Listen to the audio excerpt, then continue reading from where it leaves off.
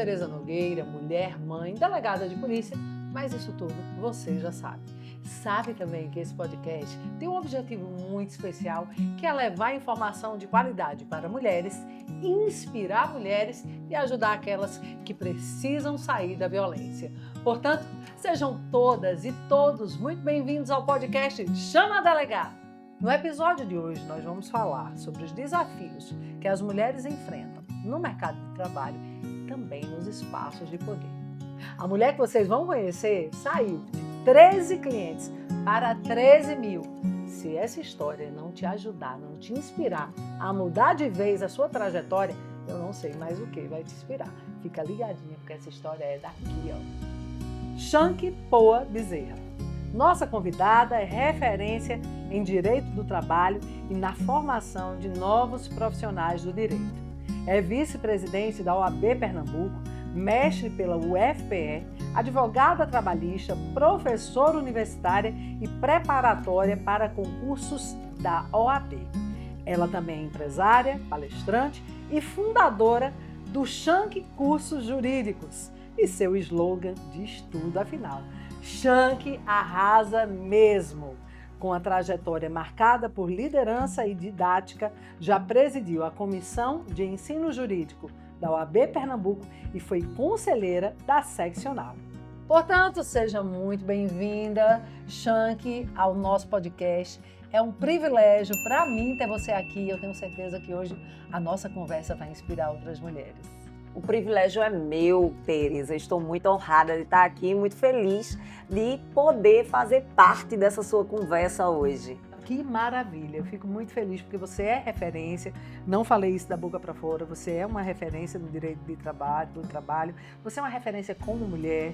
Você é uma liderança. Você é empresária e você tem uma história que inspira vidas. Então, para começar, eu quero te perguntar: quem é Shanky? Bom, Shanky é inicialmente uma professora, advogada, filha de Delmiro e Jacileide, também advogados, empresária, com a certeza de que com um pincel na mão eu consigo transformar vidas. E atualmente estou como vice-presidente da OAB. Pois é, falando em vice-presidência da OAB, nossa, a OAB é um dos órgãos hoje de garantia de direito e de cidadania mais fortes do país, né? Sem dúvida. Como foi para você, como mulher, como advogada, essa trajetória para acessar esse espaço de poder tão desejado e tão cobiçado por tantos advogados e advogadas? Foi muito desafiador? Muito desafiador. Na verdade, totalmente diferente de tudo que eu teria vivido antes, né? De tudo que eu tinha vivido antes. E aí, quando eu fui chamada para compor a chapa juntamente com a minha presidente atual, que é Ingrid Zanella, a primeira mulher maravilhosa também, viu, gente? Diga-se de passagem. Exatamente. A primeira mulher presidente da OAB em 93 anos, né? Então, seria aí a primeira dupla feminina. Então, eu já achei desafiador, né? Logo de cara, foi uma coisa que me assustou, né? Eu não sabia aí se realmente eu deveria topar ou não, mas com Ingrid, na verdade, que é minha amiga há alguns anos, eu disse, já que ela está me chamando, né? Já que ela quer que eu seja a vice dela, então eu topo. Já que é com ela, eu topo. Você se sentiu convocada, eu me senti convocada, exatamente. 93 anos de uma instituição, sem nunca essa instituição ter uma mulher na presidência, vocês acharam pouco e fizeram mais. Não só uma mulher na presidência, mas duas, foi uma dobradinha. Uma dobradinha. E aí, muita gente achava que vocês não iam conseguir? Muita gente achava que a gente não conseguiria, né? Inclusive na campanha a gente sofreu esse peso.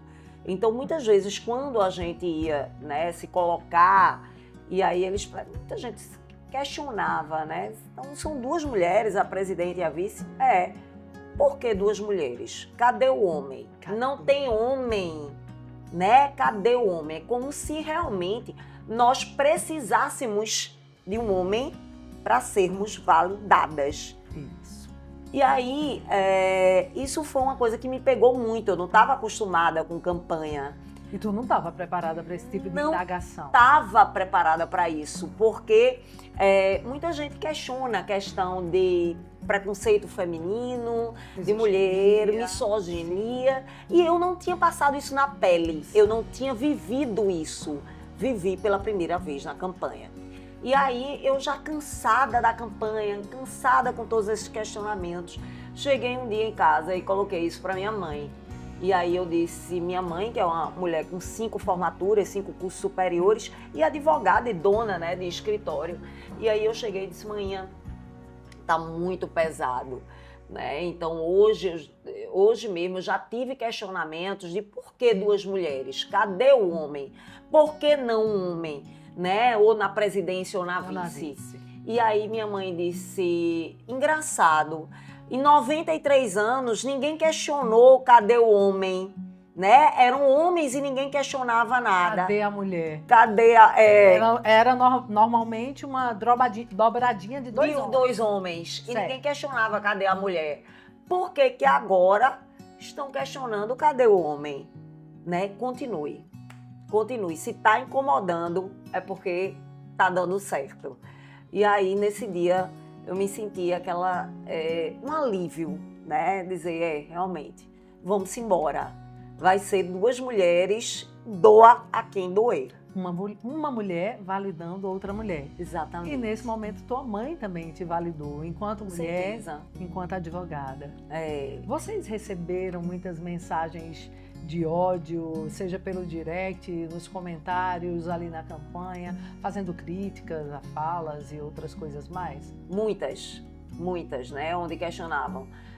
Por que 2 mulheres? Não tá vendo que 2 mulheres não vai dar certo? 2 mulheres à frente não vai dar certo, né? Então a gente tinha muitos esses questionamentos, tinha muitas críticas em relação a isso. Em nenhum momento você permitiu que isso te contaminasse? Em nenhum momento você pensou, não vou dar conta? Em nenhum momento eu pensei em desistir, mas em alguns momentos eu me senti cansada, em alguns momentos eu me senti exausta, em alguns momentos eu me senti violada na condição de mulher e ser desacreditada por ser mulher. É como se o fato de eu ser mulher, eu não tivesse competência suficiente para estar buscando aquele espaço de poder. Isso que você viveu, Chan, que na verdade muitas mulheres já viveram, mulheres que abriram espaços, né, como você e Ingrid abriram lá na OAB, e outras mulheres estão vivendo hoje, vivendo uma luta por espaço e sendo invalidadas enquanto mulheres. Então, na verdade, é uma história que se repete, né? Há gerações essas histórias se repetem, mulheres que não conseguem ser validadas em espaço de poder. Então, vocês estão de parabéns. Me diz, como é que está sendo essa experiência? Agora que passou a campanha, está tudo já um mar de rosas, ou vocês ainda continuam sendo alvo de críticas, muitas vezes misóginas? Exatamente, Tereza, é o seguinte, é desafiador, né? A experiência é muito desafiadora. E a gente sabe que quando é mulher, quando se está tratando de mulheres na liderança, nos espaços de poder, a régua aumenta. A cobrança, ela vai lá para cima. Então, a gente imagina que se fosse um homem que tivesse aqui, aconteceria isso mesmo? Essa cobrança existiria da mesma forma? E a gente sabe que não, né? A cobrança existe porque são 2 mulheres. Se fosse um homem ali, aquela cobrança não estaria sendo daquela forma, com aquele olhar, né? Com aquele contexto, digamos assim. Aquela conotação pejorativa, muitas vezes. Exatamente. Depois de viver essa experiência e estar lá fazendo um trabalho incrível, como você e a Ingrid estão fazendo, na sua opinião, as instituições, sejam públicas ou privadas, estão prontas para que as mulheres ocupem espaço ou a gente tem muita coisa para mudar? A gente tem muita coisa para buscar, para mostrar a que viemos, para mostrar que sim, somos competentes, que sim, devemos ocupar nossos espaços de poder, que sim, estamos prontas para estar lá. E não é que ninguém nos coloca lá, nós nos colocamos, somos nós que nos colocamos nos espaços de poder que batalhamos para estar. Eu não tenho dúvida, porque você vai contar um pouco dessa sua história já já. Shank vai contar pra gente um pouco dessa história, mas você vem, Shank, de um espaço do ensino, né, como professora, como palestrante, em que em muitos momentos você precisou validar uma outra mulher, uma estudante que estava ali achando que não merecia, achando que não era suficiente para passar numa prova, num concurso da ordem ou outros concursos. Várias vezes você precisou, como mulher e como professora, dizer: você consegue. Sempre. Né? E esse retorno sempre foi muito positivo. Eu vejo você nas redes sociais, as pessoas te amam, as estudantes te amam, né? Shank realmente arrasa. O slogan é a tua cara e as tuas estudantes interagem na mesma proporção e no mesmo nível, na mesma dose de alegria e de reconhecimento. E aí você migrou para um outro espaço de poder em que as pessoas começaram a te atacar, te odiando, te invalidando. Isso foi uma experiência muito inusitada, no mínimo, não foi, na tua vida? No mínimo inusitada, né? Naquele momento ali em que eu vivi a campanha, em que eu jamais esperava, porque eu sempre fui amada, né? Então, quando eu fui convidada para vir para a campanha, eu imaginava que seria um mar de rosas, porque estou trazendo uma pessoa, uma professora, né? Que todo mundo gosta. Que todo mundo gosta. Que tem reconhecimento social, Exatamente. uma boa reputação. Uma boa reputação, uma mulher adorada, né? Que transforma vidas, que é uma professora. Então, por que eu sofreria ataques? Né? E quando alguém até me preparou, disse: olha, a campanha geralmente é pesada, né? Você pode vir a sofrer ataques. Eu digo: não, mas como assim? Não é possível. Não é possível, né? Uma história de vida dedicada ao ensino. Exato, uma pessoa feito eu, uma história de vida dedicada ao ensino, amada pelos meus alunos. Jamais, eu não vou sofrer nada, não vai ter nada. E aí você vir aquele sistema e você sofrer ataques, misoginia, né, cobranças. Discursos de ódio. Discursos de ódio. Isso me assustou de início. Mas eu sou dura da queda, não fez com que eu desistisse. Com certeza, isso te fortaleceu, né? É. Agora é uma nova Shank. Tá Sim. pronta para tudo. Sim, faltava isso na minha vida. Shank, chegou a hora de você contar um pouco da tua trajetória, né? Eu disse no início, disse para vocês, gente, que essa mulher saiu de 13 clientes para 13 mil clientes em 12 anos, né, de ensino. Conta um pouco pra gente, como é que foi isso? Tu saído de cursinhos, contratada por outras pessoas para dizer: agora o contrato é meu e eu mando no meu contrato. Eu sou a dona do meu pedaço. Como é que foi isso? É bem interessante minha história no ensino, sabe, Tereza? Primeiro porque eu comecei com 16 anos. Eu tô com 44 hoje. Tu começou a dar aula aos 16? A dar aula aos 16 anos. Eu dava aula de inglês, eu sou professora de inglês, né? E eu comecei aos 16 anos da aula. E aí eu entrei na faculdade de Direito também aos 16. Nossa. Era precoce. Era precoce. Me formei muito nova, né? Me formei aos 21. E meus pais são advogados, eu fui trabalhar no escritório deles, com eles. Fez OAB, passou. Fiz OAB, passei, né? Então era o momento de eu ir para o escritório deles. Fui acolhida pelos pais. Fui acolhida por eles para trabalhar lá. Tentei concurso público para juíza do trabalho e aí em seguida eu fui fazer um mestrado pelo UFPE porque eu sempre fui professora e sempre queria ser professora. E aí eu não queria mais ser professora de inglês, né? Já deixei o inglês, porque aí já começou a colidir para mim e eu queria ser professora de Direito. Passei no mestrado e aí foi maravilhoso porque o mestrado da UFPE ele te abre portas e eu comecei a dar aula em faculdade. Num determinado dia, um professor chegou para mim e disse assim: ô Shank, tu tem a cara, tu tem a pegada de cursinho. De cursinho, também de cursinho de OAB. Na hora, eu achei aquilo super ofensivo. Você se sentiu diminuída? Me senti diminuída como profissional. Eu achei aquilo, eu disse, como assim? De cursinho, de OAB, eu sou mestre pelo UFPE, eu sou uma acadêmica, eu sou uma professora universitária. Então aquilo para mim foi o fim. E aí ele disse, não, eu acho essa tua pegada... Não se ofenda não foi isso que eu quis dizer. Foi isso que eu quis dizer, eu acho que essa tua pegada, essa tua maneira, né, alegre... Na verdade, ele enxergou o seu futuro. Ele enxergou. E naquele momento você se viu com preconceito também. Exatamente, incrível isso. E aí ele disse, olha, eu tô até te dizendo isso, eu te dando essa dica, porque eu trabalho no cursinho de OAB, preparatório para OAB, e o dono do cursinho, ele está selecionando professores. E amanhã a gente precisa justamente de um professor de Direito do Trabalho para dar aula de Direito do Trabalho. E eu acho que tem tua pegada, tua cara. Aí eu, assim, meio assim, eu disse, mas quanto é mesmo que paga? Foco no dinheiro, né? Quanto é mesmo que paga? Quanto é mesmo a hora-aula? E aí ele disse assim, olha, a hora-aula é tanto. Rapaz, a hora-aula, sem brincadeira, era tipo 5 vezes a hora-aula que eu recebia na faculdade. Aí você, opa, já não dá para ter tanto preconceito. Já tô me vendo professora de cursinho. Mas sempre quis isso.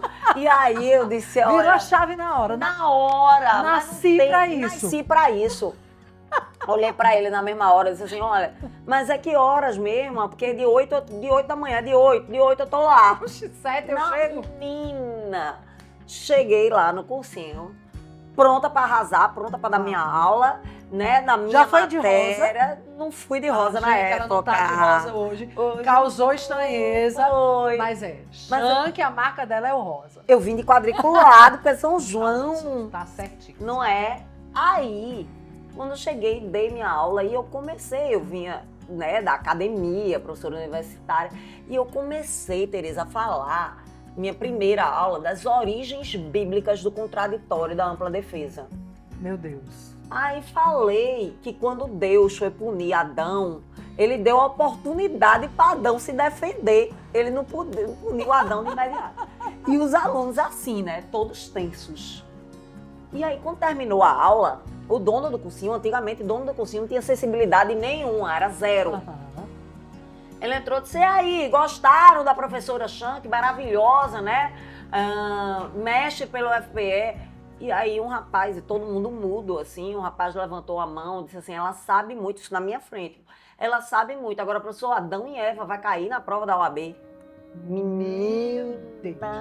Arrasou com tua cara. Não, acabou comigo, ali mesmo. Eu saí dali, era no derby o cursinho, aos prantos, chorando e dizendo assim, bicho, ou eu invisto nisso, mudo a rota, faço bem feito. Visto a pegada, ou eu desisto de uma vez por todas nisso. Eu vou encarar, é um desafio e eu tô querendo encarar essa parada. É isso aí.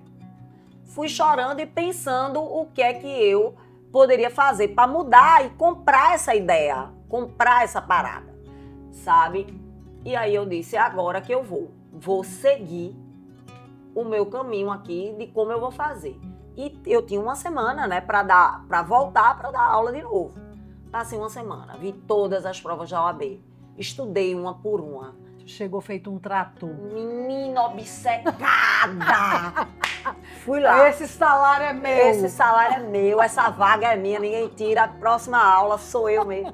E aí comecei a dar aula, focada. Eu digo, na prova tal caiu isso, prova tal caiu isso e outra coisa. Aqui, OAB, foco e tal. Quando eu terminei, os alunos estavam impactados novamente. Extasiados. Mas extasiados. Quem é essa mulher? Quem é Mudou, essa é mulher? outra mulher. Furacão. E todos aplaudiram e disseram, ela arrasa. Ela arrasa. Quando eles disseram, ela arrasa, eu digo, é agora, segurei o arrasa. Né? É meu. É meu. Se apropriou do adjetivo e disse, é isso. Shank arrasa. Total. E eles gritavam. Foi nesse ela dia que arrasa, nasceu arrasa. o seu slogan. E nesse dia nasceu o slogan, porque aí todos esses alunos dessa turma, inclusive, começaram a dizer, mas Shank arrasa.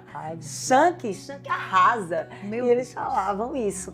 Que Na coisa época. linda. Nessa tua fala, sabe o que mais me chama a atenção? E aí vale a dica para vocês, mulheres. Muitas vezes a gente recebe uma crítica e a gente transforma essa crítica em algo destrutivo para gente. Total. Mas quando uma mulher pega uma crítica como essa e aproveita essa crítica, olha como um desafio e diz, eu sou mais que isso. Total. Eu sei a que vim. Aí ela muda a história dela. E foi isso que você fez. Foi exatamente. E aí eu comecei a dar aula em outros cursinhos, comecei a dar aula em todos os cursinhos. Todos os cursinhos começaram a querer teu passe. Exatamente. Comprar meu passe. Minha hora-aula já estava lá em cima, em todos os cursinhos, né? E eu dando aula em todos os cursinhos. Mas a coisa mais interessante disso tudo foi o seguinte. Foi quando um dos cursinhos disse para mim, Shanky, olha, é o seguinte, a gente quer fazer uma segunda fase com você, de Direito do Trabalho. Poxa, é tudo que eu queria. E aí ele disse, olha, então vamos fazer uma segunda fase com você, vamos divulgar e tal. E apareceu um aluno. Um aluno. E aí o dono do cursinho chegou para mim e disse assim, ó, tem um aluno não paga, foi um aluno que se inscreveu, mas se você quiser, né, você pode dar aula, mas a gente não vai te pagar nada por isso. Porque vamos fazer um laboratório. A gente, né, exatamente. Porque é uma experiência, ele sequer vai conseguir pagar o curso. E aí eu disse, mas ele não quer ter aula comigo? Disse, quer. Aí eu disse, então eu topo, vamos embora. Com um aluno só. Com um aluno só. E aí, desse um aluno, eu passei, foi 100%, né? Vamos para o próximo.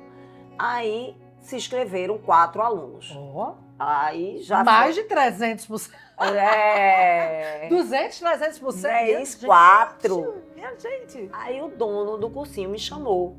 Aí disse, olha, se inscreveram 4 alunos, mas eles não pagam, inclusive, né? Então, novamente, você vai ter que dar aula, mas dar aula de graça. Eu tô perguntando se você vai querer. E aí eu disse, mas eles não querem ter aula comigo? Se querem. Eu digo, então, vamos embora, vamos.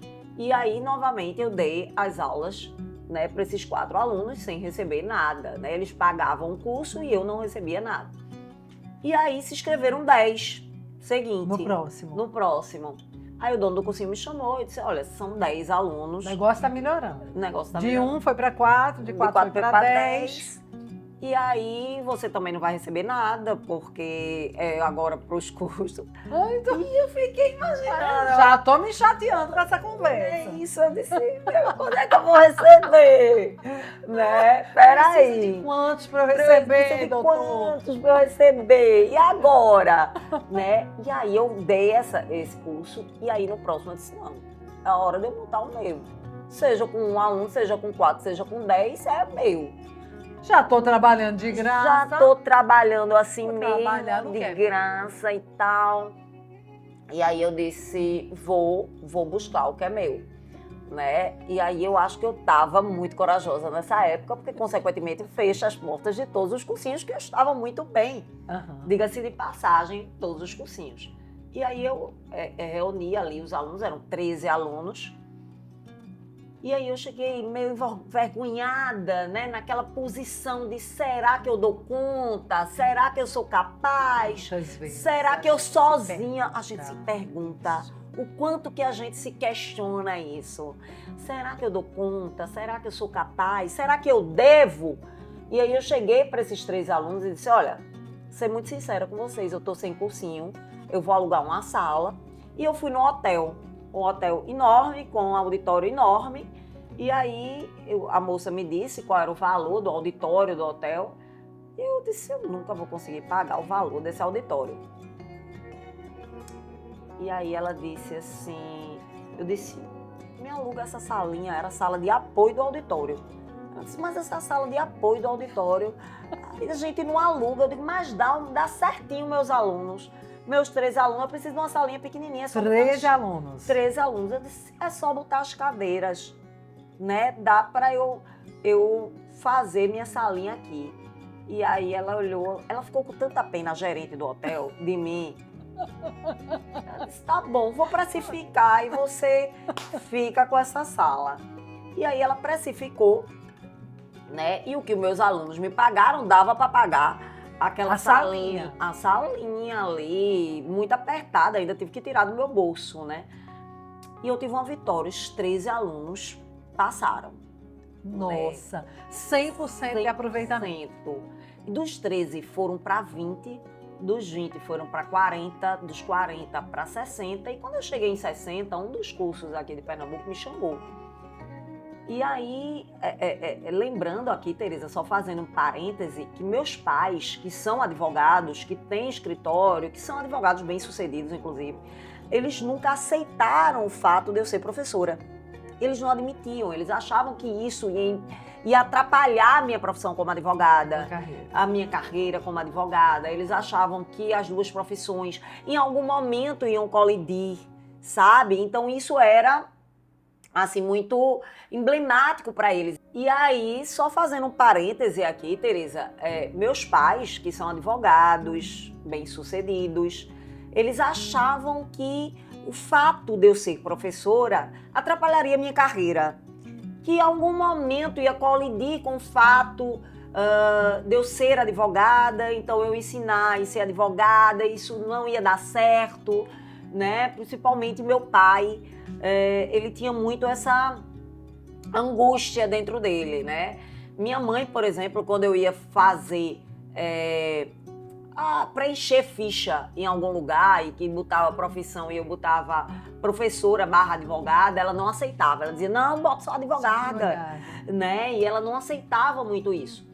E aí, eu sempre tinha esse embate com eles. Quando esse cursinho me chamou, que eu estava com 60 alunos, que eu tinha colocado 60 alunos sozinha, digamos assim, né? No hotel, que eu já fui para uma sala maior lá no hotel, e aí ela me chamou e disse assim, a dona e o dono do cursinho me chamaram e disseram assim, olha, você alugou uma salinha num hotelzinho, colocou uns aluninhos? Se foi. Ela disse, na segunda fase de trabalho, eu disse, foi. Se a gente quer te contratar para você assumir, nós sim somos um curso grande, nós sim temos potencial no mercado, você não tem condições nenhuma. Se você não vier aqui e não somar com a gente, você vai falir. Ou seja, eles eram um peixe grande que iam engolir um peixe pequeno, que era você. Exatamente. Então você não vai ter condições nenhuma. Você... Assim, sem papa na língua. Sem papa na língua. Então é melhor você se juntar a nós aqui e realmente, porque esses seus 60 vão virar 40, dos 40 vai virar 20 e por aí vai, você vai regredir. Isso foi sorte, esses 60, você não vai continuar não. Nossa, que estímulo. Total. E aí ele disse, ou você vem pra gente ou não, né? E aí... isso praticamente uma forma de intimidação, foi, né? meio... Ou você vem ou você quebra, porque você o mercado vai te quebrar. O mercado vai te quebrar. Eu saí ali aos prantos, chorando até chegar na minha casa. E eu moro em Boa Viagem. Quando eu abri a porta de casa, chorando muito, isso à tarde, quem estava na minha casa à tarde? Meu pai é advogado, trabalha o dia todo, e a coisa mais difícil do mundo é ele estar à tarde em casa. E aí eu dei de cara com meu pai. Meu pai, o que é isso? Chorando, tá chorando por quê? E eu contei a história a ele.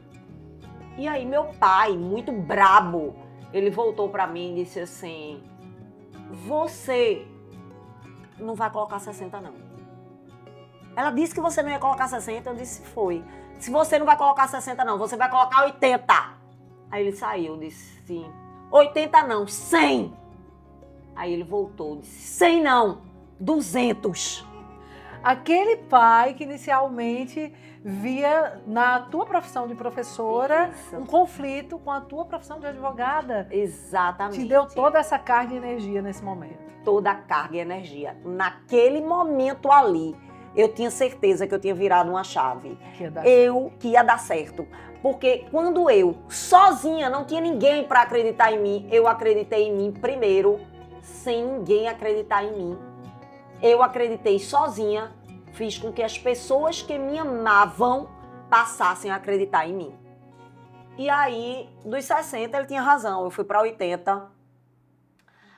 Quando eu fui para 80, ele disse assim, olha, vamos fazer um coffee break na tua próxima turma, meu pai. Aí ele disse assim, eu pago um outdoor para você. Aí minha mãe disse, eu pago outro, né? E aí eu disse, eu pago outro. Pronto, já fez 3. Pronto, já fez 3, né? Shanky, mas essa tua fala de quando eu acreditei em mim, eu mostrei com o meu exemplo que quem eu amo podia acreditar em mim também. Rapaz, como isso inspira, mulheres. É isso. Tem hora que a gente tem que ir com a cara e com a coragem e só com a gente mesmo. Tem hora que nós precisamos ser nossa própria torcida, né? Da gente estar ali torcendo. Eu sou a primeira a me aplaudir. Se ninguém tá me aplaudindo, eu tô lá por mim, sabe? Se todo mundo tá duvidando de mim, eu tô ali me aplaudindo e acreditando em mim. Em todos os meus projetos. E você fez isso a vida toda, fez nesse momento. Fiz nesse momento. E continua fazendo. E continuo Porque fazendo. lá na OAB foi mais ou menos a mesma coisa. Todo mundo disse, vai dar errado. E você foi com a cara e com a coragem. E eu fui. E fez dar certo. Que história, que inspiração. E ali naquele momento, né? Foi nesse momento que você alugou aquela van rosa. Eu sei que teve um carro aí que você andava pra cima e pra baixo com esse carro. Eu tenho um carro rosa, já viu? É uma Fiorino rosa, toda adesivada, maravilhosa. Né? Eu tenho ela hoje, inclusive. E aí, é bem interessante, porque dos 60 eu fui para 80, né? Dos 80 eu fui para 100, dos 100 eu fui para 200, dos 200 eu montei 3, dos 200, 400, passei a ter 2 turmas, dos 400, 500, dos 500 fui para 3 turmas presenciais, depois para o online, para atingir o Brasil todo, e hoje 13 mil alunos aprovados. E não foi fácil. Parabéns. E ninguém disse que seria, né? Não, ninguém disse que seria. Né? Foi uma construção. Foram dias difíceis, foram dias intermináveis, foram muitas noites de sono, mal dormidas, muitos choros no travesseiro, no chuveiro, foi muito cansaço, foi muita exaustão, onde eu imaginava dizer, meu Deus do céu, será que eu vou conseguir? Será que eu dou conta? Né? Aqueles serais que nós nos questionamos. Será que eu sou boa o suficiente? Será que eu consigo? Será que eu não sou uma fraude? Será que eu chego lá? Será que a pessoa que disse que eu não ia chegar em 80, que eu ia regredir, ela tá certa? Então foram muitos serais que eu coloquei, muitas dúvidas na minha cabeça. A certeza que foi maior. A certeza foi muito maior. E hoje, Tereza, eu não permito mais que se coloquem dúvidas para mim. Eu sei o meu lugar de pertencimento. Eu sei o que eu sou. Eu sei o que eu fiz para chegar ali. Ninguém me colocou ali. Ninguém me deu de graça. Eu me coloquei. Ninguém me deu de graça. Eu me coloquei, né? Eu sei o lugar que eu estou. Então, eu muitas vezes eu digo isso, né? Eu aprovo mesmo, eu sou boa mesmo, né? E as pessoas dizem assim, mas que arrogante, porque a gente tem essa questão de se diminuir, não achar que somos boas, não nos colocar nos lugares de pertencimento, né? Não acreditar em nós mesmos, né? E às vezes a gente precisa acreditar em nós mesmas, que aquilo ali é o suficiente para tudo. E Shanky, quando a gente não acredita na gente, quem de acho vai acreditar? Não, exatamente. Você conseguiu fazer seus pais acreditarem, não só acreditarem, apostarem no teu sonho. Isso é incrível, gente, isso inspira, isso é vida, isso é verdade, isso transborda. Que coisa linda ver o quanto você transborda. Deixa eu te perguntar uma coisa, para a gente encerrar essa etapa, eu sei que a gente está conversando esse momento dessa tua fala, dessa tua trajetória é muito marcante aqui para o nosso podcast, porque a gente tem esse objetivo também de inspirar mulheres. Se você pudesse trazer 3 palavras que conseguissem resumir o que você considera essencial, que você viveu, que naquele momento você disse, eu tenho essas 3 coisas e com isso eu consigo. Acreditar em si mesma, determinação e coragem acima de tudo. Olha aí, repete a dica para a mulherada: acreditar em si, Determinação e coragem. E coragem. Com esses três elementos foram suficientes para você não desistir. Foram suficientes para eu desistir. E ainda estão sendo? Ainda estão sendo. Eu disse que lá atrás, né, há 13 anos atrás, 12, 13 anos atrás, quando eu iniciei, eu tive a coragem que talvez eu não sei se hoje eu teria, mas coragem é fundamental para tudo. Pois é. E coragem vem de core, do coração. A coragem vem do coração. Que lindo. Parabéns. Obrigada, Tereza. Agora vamos virar a chave para uma outra etapa da nossa conversa. Vamos falar de direito do trabalho. Certo. Né? Afinal, você é uma liderança na área de direito do trabalho e com certeza acompanha os desafios que as mulheres trabalhadoras enfrentam no mercado de trabalho hoje, nesse momento de tamanha modernidade, de tanto avanço da tecnologia, inteligência artificial. Quais os maiores desafios para as mulheres trabalhadoras hoje, na sua opinião? Para as mulheres trabalhadoras, elas enfrentam vários desafios, principalmente a tripla jornada, né? Porque o que é que acontece com as mulheres? As mulheres, elas enfrentam uma jornada de trabalho dura e quando chegam em casa, elas têm que enfrentar mais uma jornada, né? E aí, meu pai outro dia estava comentando, disse assim, mas isso é relativo, né? Porque eu, por exemplo, e meu pai tem 70 e poucos anos e é de outra geração, né? Eu, por exemplo, eu faço tudo dentro de casa, né? Porque sua mãe sempre trabalhou fora, então eu faço tudo. Bicho, ele é um caso isolado. Sem dúvida. Ele é um caso isolado, porque não é todo homem aí que ele ajuda em casa, e não é questão nem de ajudar. Não é nem de ajudar, não. A gente tem esse costume de dizer ajuda. Não, por que ajudar, né? Ele não mora dentro de casa. É o espaço colaborativo. É o espaço colaborativo. Por que ajudar? Né? É uma palavra até errada, né? Mas vamos até usar essa palavra errada. Não é todo homem que sequer quer colaborar, né? Pois é. Então, a mulher, ela enfrenta essa tripla jornada. E quando a gente vai aí no mercado de trabalho, a gente vê que o mercado de trabalho, as mulheres enfrentam também diferenças salariais, né? Então, ainda é muito grande. Ainda é muito grande. No mercado privado? No mercado privado, as diferenças salariais em relação à mulher. E os assédios, eles são mais em relação à mulher. O assédio moral, o assédio sexual, nem se fala, Isso, né? Eu queria chegar nesse ponto. Assédio sexual e assédio moral. Define pra gente, distingue pra gente. Muitas mulheres têm dificuldade de entender quando o assédio moral acontece. Acho que o assédio sexual é mais perceptível, né? Define, professora, pra gente esses dois assédios. E fala um pouco da tua percepção da realidade de hoje. O assédio moral é uma conduta reiterada, continuada, repetitiva em relação, normalmente, é do superior hierárquico para o inferior hierárquico, mas pode ser entre colegas de trabalho, que é o que a gente chama de assédio moral horizontal, ou até do inferior hierárquico para o superior hierárquico também, que é o assédio moral ascendente, né? E é uma conduta que muitas vezes são xingamentos continuados, mas não obrigatoriamente xingamentos. A gente tem condutas aqui de metas inatingíveis, por exemplo, né? Então, quando o assédio moral ele era definido, ela tinha muita situação em que, se o empregado não batesse a meta, ele tinha que dançar na boquinha da garrafa. Nossa. Se o empregado não batesse a meta, ele tinha que dançar o ula-ula. Então, são situações que se colocam o empregado em constrangimento, né? Então, a gente tem também o isolamento. Então, ninguém pode falar com esse empregado. Ou então, vou tirar todas as atividades daquele empregado e colocar ele em isolamento, né? E isso é péssimo.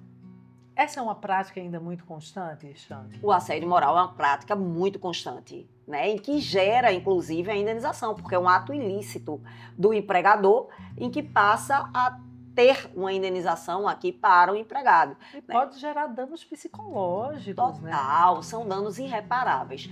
E o mais interessante é o seguinte, Tereza, ninguém sai de casa dizendo assim, hoje eu vou assediar alguém, hoje eu virei um assediador. Não. O assediador, é incrível como a gente vê a característica do assediador muito cedo. A gente vê os assediadores na escola, sabe?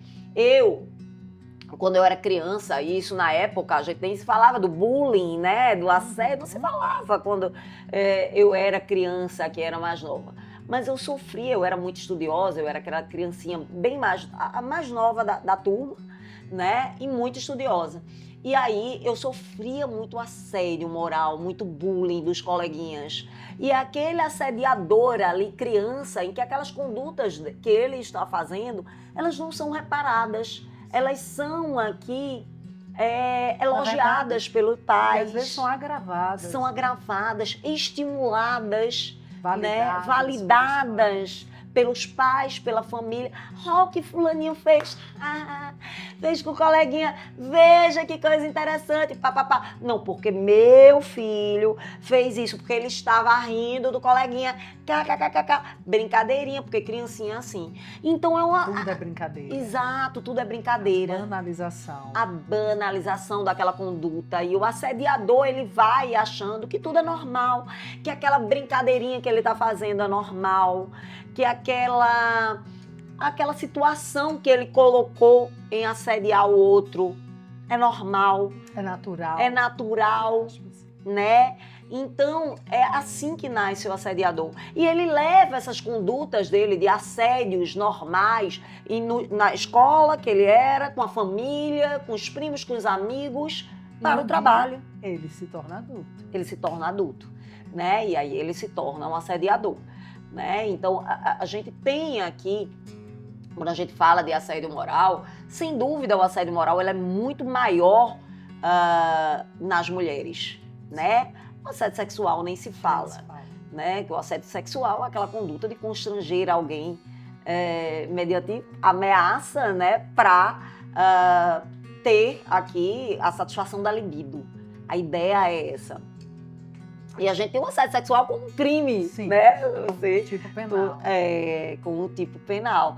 E aí, quando a gente traz esse assédio sexual para o ambiente de trabalho, o quanto que as mulheres já sofreram e tiveram que passar esse tipo de assédio e o medo de perder o emprego.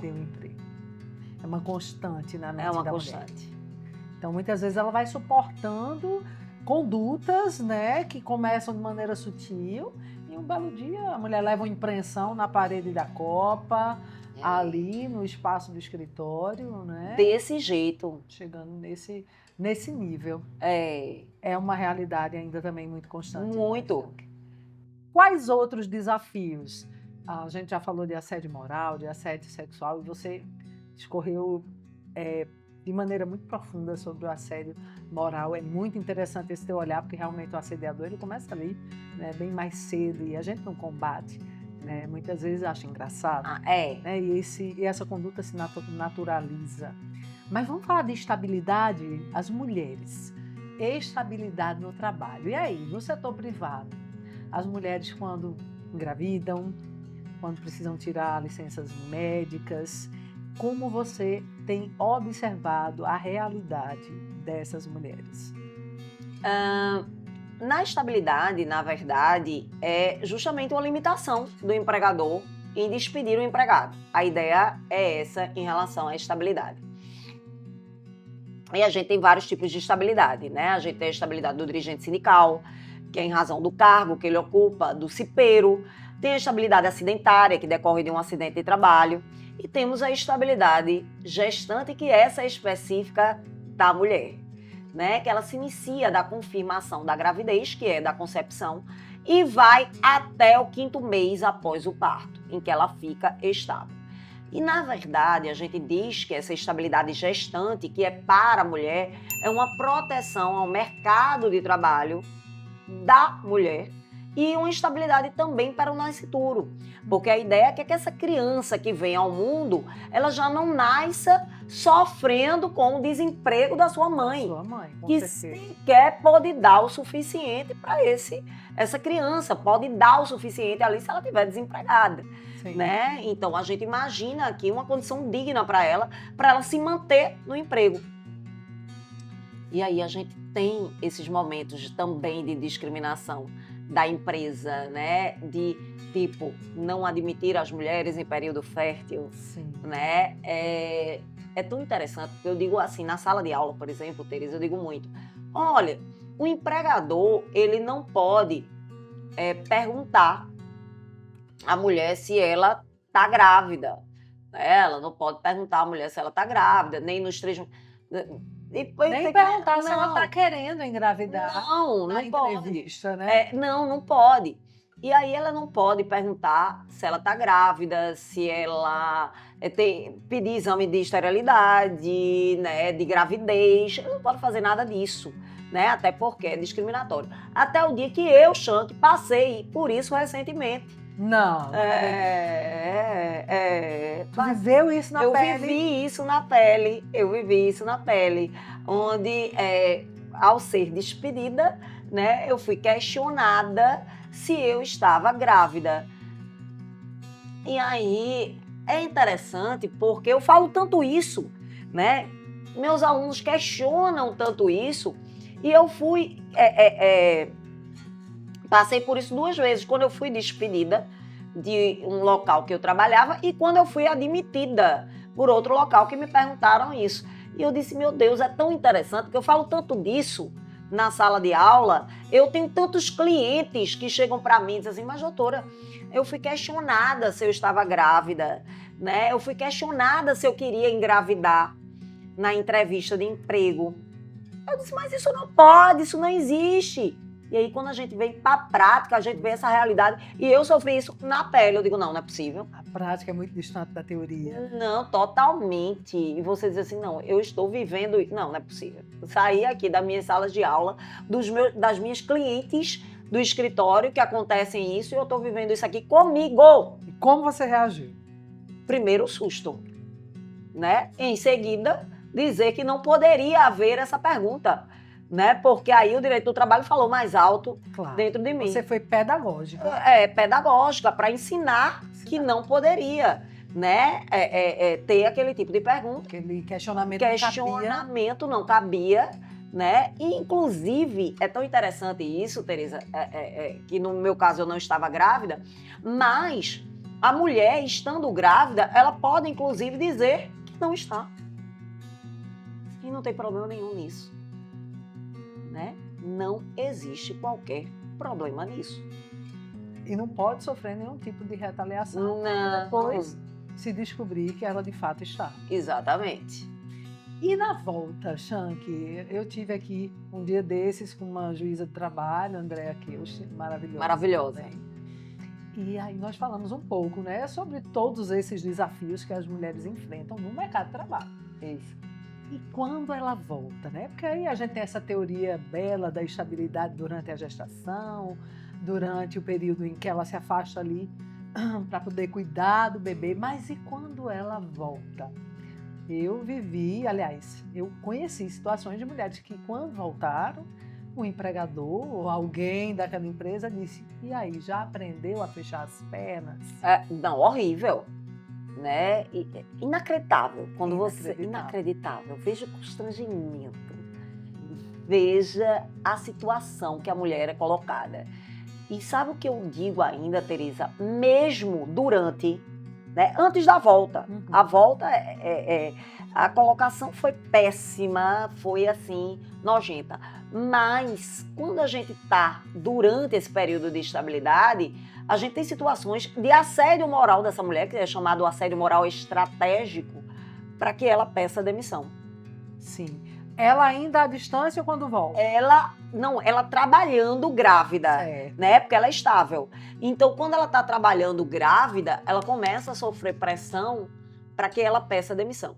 E quando ela volta, qual é o olhar da atividade econômica para ela? O filho vai adoecer, ela vai ter aqui que sair para amamentar, né? Vai sair para amamentar, vai levar o filho para o médico, né? Então, aquela mulher para atividade econômica, muitas vezes quando ela volta, que ela não volta mais estável, ela é despedida.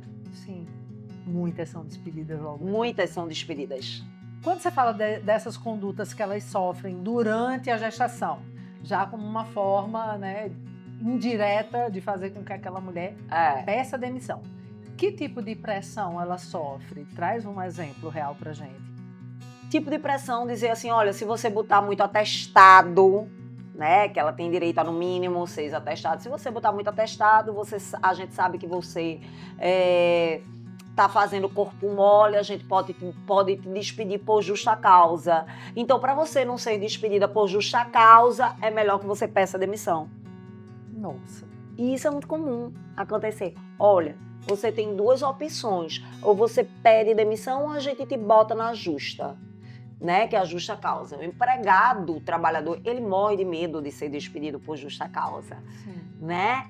E de alguma forma se fecham outras portas. Ele fica com esse medo, ele fica com esse receio, né? Então, existe uma pressão, né, dessa mulher dentro do mercado de trabalho e isso é péssimo. E metas inalcançáveis? É comum dar uma meta ali com aquela mulher gestante, inalcançável, para ver que realmente ela não consegue. É muito comum. De alguma forma pressioná-la. As metas inatingíveis, né? Que é inclusive um tipo de assédio. Isso é um assédio, né? As metas inatingíveis aqui, e é muito comum nas empresas. Empresas que trabalham com vendas, empresas que trabalham com operadores de telemarketing, né? Então, porque elas fazem aquelas não sei quantas ligações por dia, elas têm metas para bater, né? Você vê o pessoal do telemarketing. Uma vez eu recebi, numa manhã, 90 ligações. Nossa. E eu fiquei ali impressionada. E aí, eu, muito irritada, atendi uma determinada dessas 90, eu atendi, eu disse, pelo amor de Deus, vocês precisam parar. E aí a moça do outro lado me respondeu, disse assim, eu estou exausta, a gente tem metas para bater. E aí eu disse, meu Deus do céu, é inacreditável isso.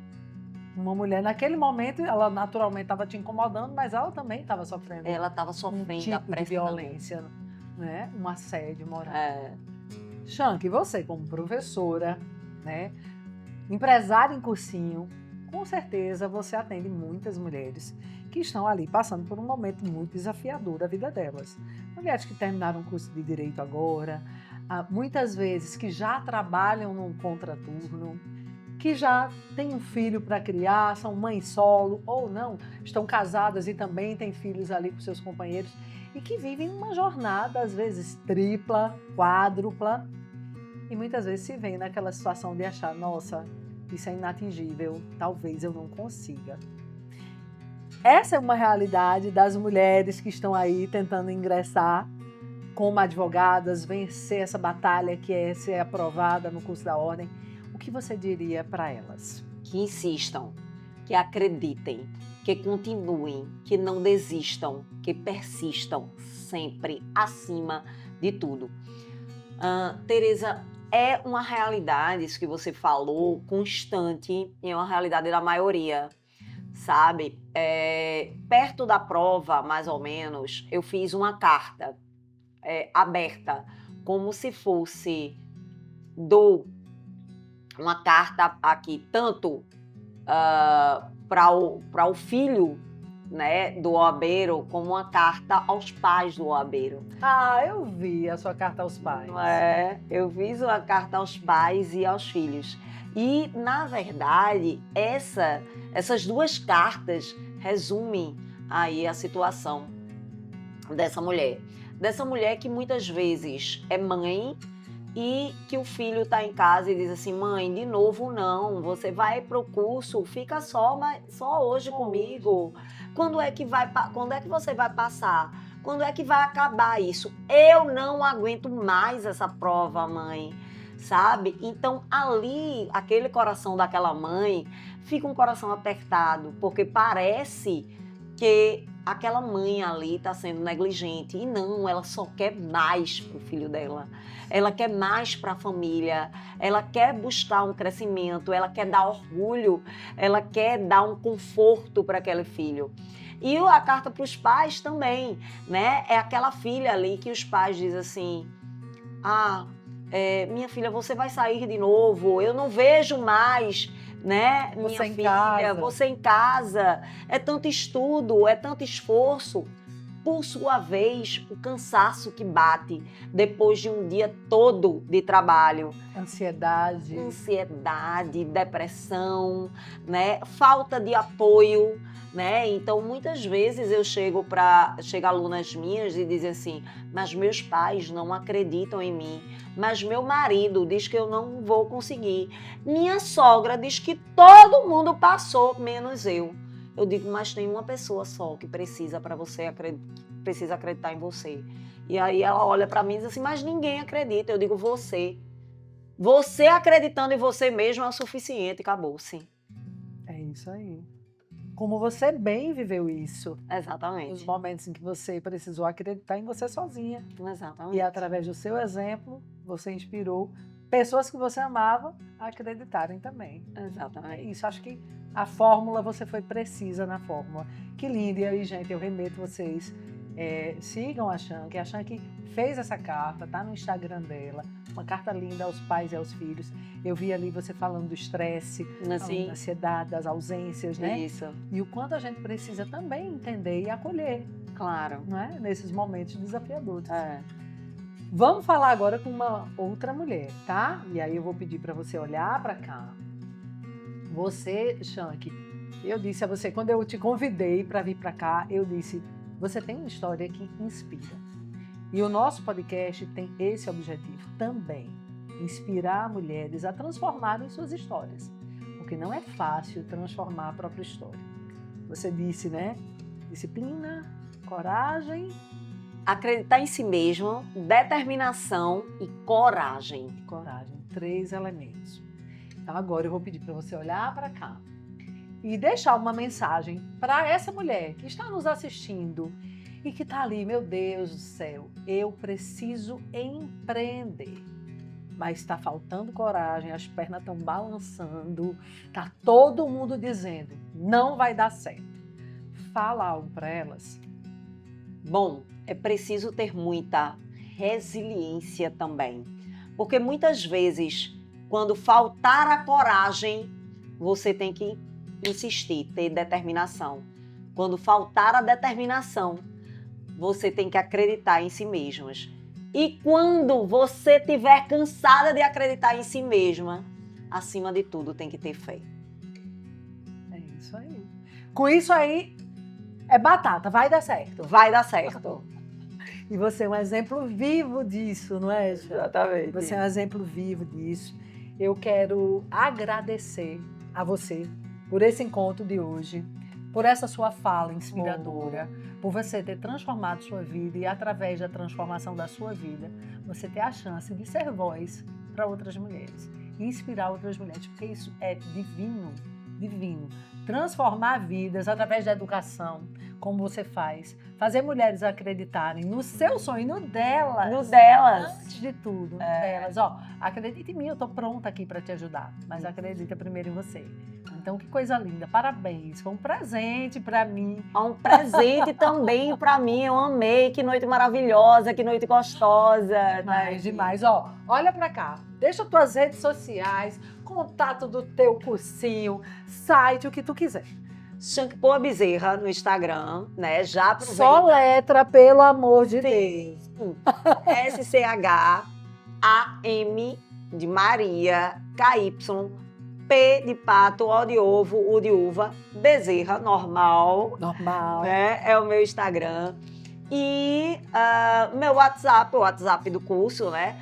996060460.